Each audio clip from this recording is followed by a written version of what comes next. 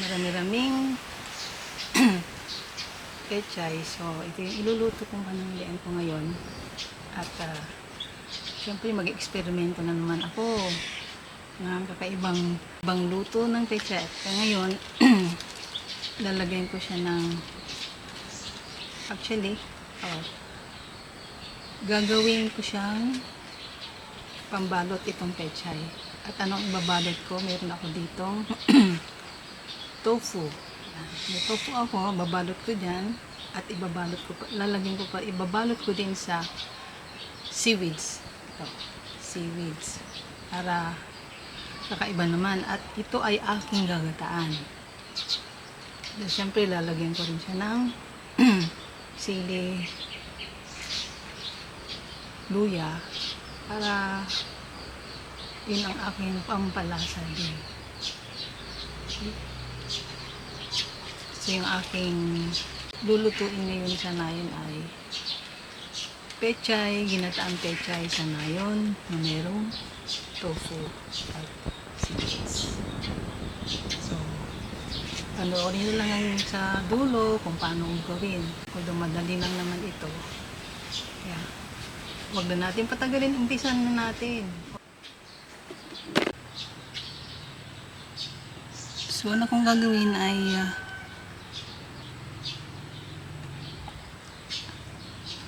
imamarinate ko ng light soy sauce ang aking tofu.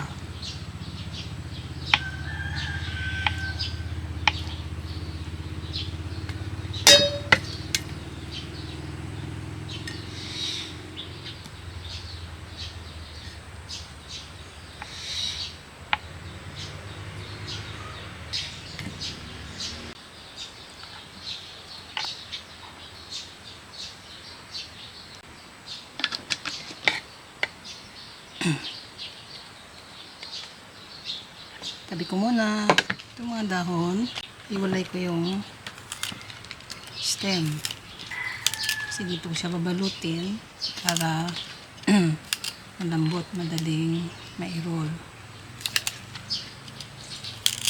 Yung tangkay, gagamitin din natin yan.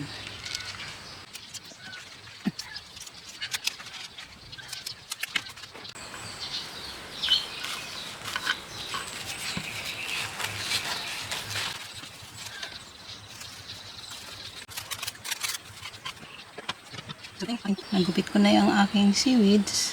Best kong malalaking dahon, malalapad. Organic to, hindi masyadong, ito yung ating available sa ating hardin. So, ito yung ating gagamitin. So, yan. Balot. Balutin ko muna yung seaweed, yung tofu. Saka ko babalutin ng pechay.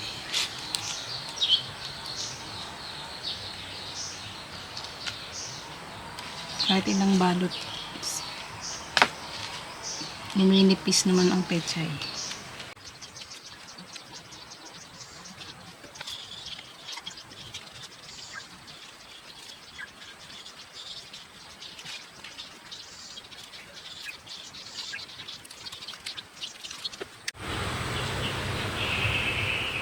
Luya, sili, tangkay ng pechay,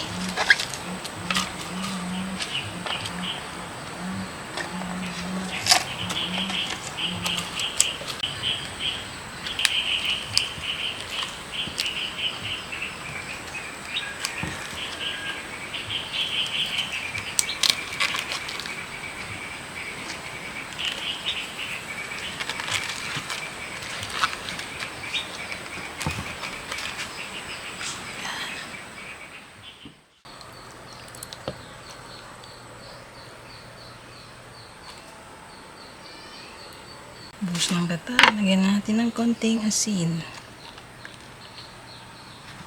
Ayan, ready for cooking.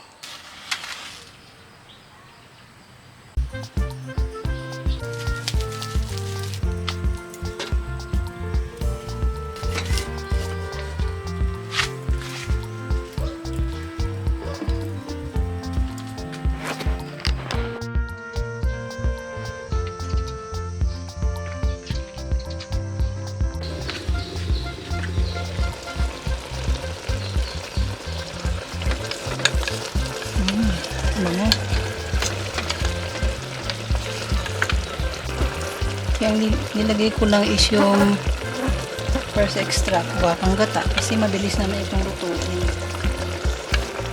Ilang minuto na lang.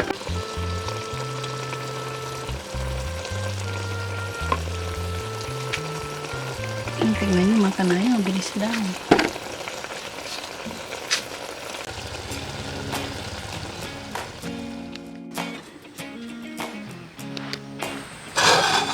Yan mga kanayo.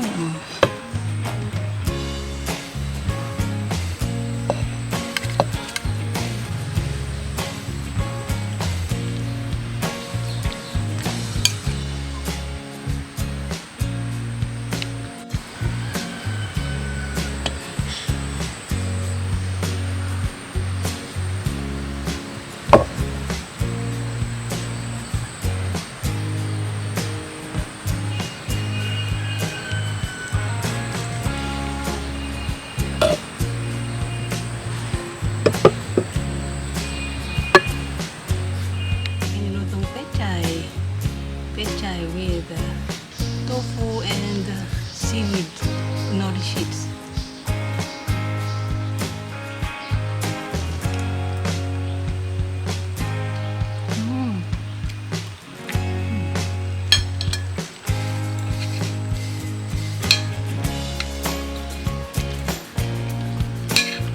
Fresh na fresh ang lasa.